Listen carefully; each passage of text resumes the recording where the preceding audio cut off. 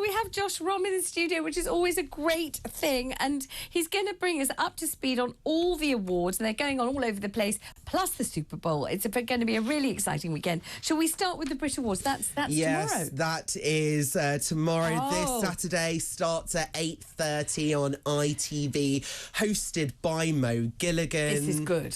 I don't think you can go wrong with Mo Gilligan. No, you can't go wrong with Mo Gilligan. He's really excellent, don't you think? I mean, he's excellent.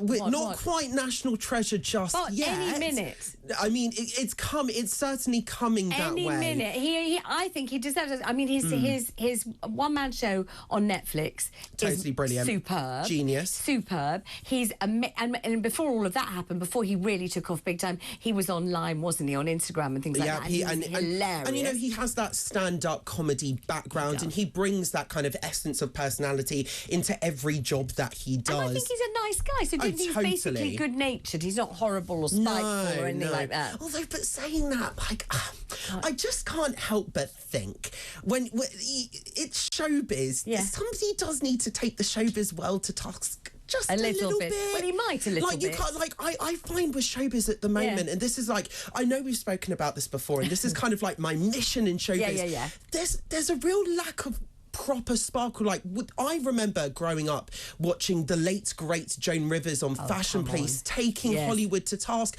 and I think we're just missing a bit of that at the moment. So, you know, I love a bit of, you know, celeb pandering. We all do, showing off the glitz, the glamour. You know, that's what showbiz is and what it forever should be. And you know, we've really got the star power when it comes to the nominees, like the likes of Harry Styles, Lizzo's going to perform as well. The 1975. So we've got the star power there.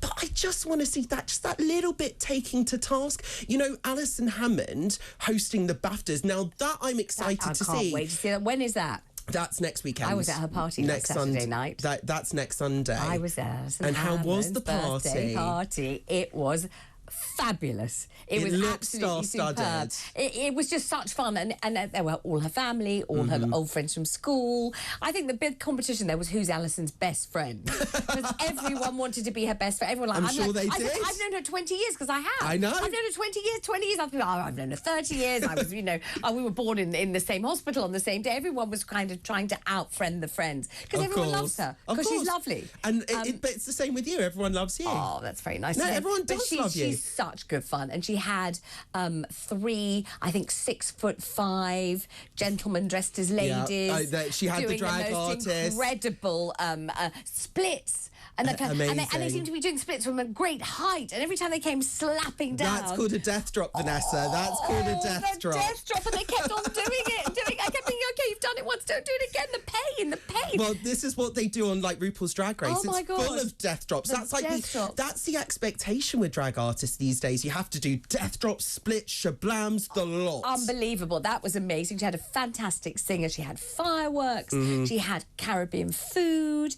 But most important, really, she just had this warmth, and she has it, and everybody had it towards her. So it was a kind of lovely, enveloping feeling about it, and also very real. It was the absolute opposite of showing off. You know, some parties are, look, this is what we provide, and look at this, very show-offy, this and this. It wasn't like that at all. And that's what I think that kind of award ceremonies are these days as well. It's very much a case of how are you going to wow your audience? Who's performing what? Who's coming in virtually from what country, and whatever. Which award ceremony will have the most attendees, and that actually shows what a real person that she is behind all the showbiz facades and everything. So she's doing the BAFTAs. We've got the Brits tomorrow. We've also got Rihanna. Yes. So this is a massive weekend. So obviously Super Bowl, it's one of the biggest gigs in music, and the halftime show is, you know, all the great and the good. Well, I watched that documentary when J.Lo was preparing for with it. Shakira, and she had to share it with Shakira, which she wasn't pleased about. Yeah, and like, to be fair, she could have carried it on her own. Of course she could. Like, she could have carried it on her own. Of course she could. But when did you watch the documentary, though? I did. I know. Everything that went into that one thing. I mean, how many minutes long is it? Well, it's a 30-minute halftime show usually. So it's a substantial set. But, you know, you look at the names who have previously performed in the halftime show, the likes of Michael Jackson, Beyonce reuniting with Destiny's Child, Katy Perry being suspended whilst performing Firework. You had Lady Gaga jumping down from the roof after performing This Land with a gorgeous fire show, then literally jumping all the way down to a raised platform to perform Poker Face. You know, this is the time where iconic moments in music are made. So this year we've got Rihanna, 7 years after her last album Anti being released back in 2016. She is coming out of retirement, so to speak. She obviously recorded Lift Me Up obviously earlier this year for Black Panther Wakanda Forever. Fans are hoping this could be the big comeback that they have been waiting for. I bet it can, don't you?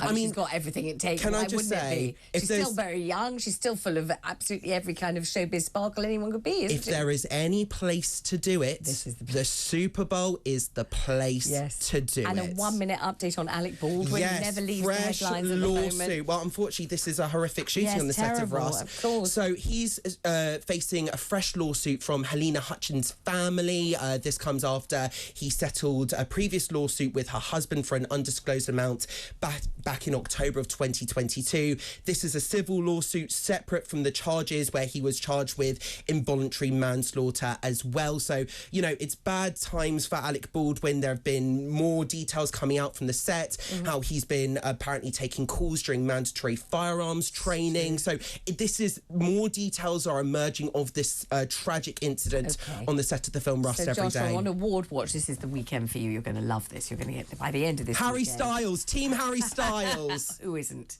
Who isn't? Harry Styles forever. I'll tell you what's coming up this evening. 7 p.m. Plank of the Week with Mike Graham. 8 p.m. is Friday Night with Nadine Dorries. Have a look at it. Meant to be a fabulous episode. And at 9 p.m. True Crime. With whom? With Piers Morgan. Have a lovely weekend. And I won't see you next week because I'm going away. Thank goodness for that. I'll see you the week after. Lots of love.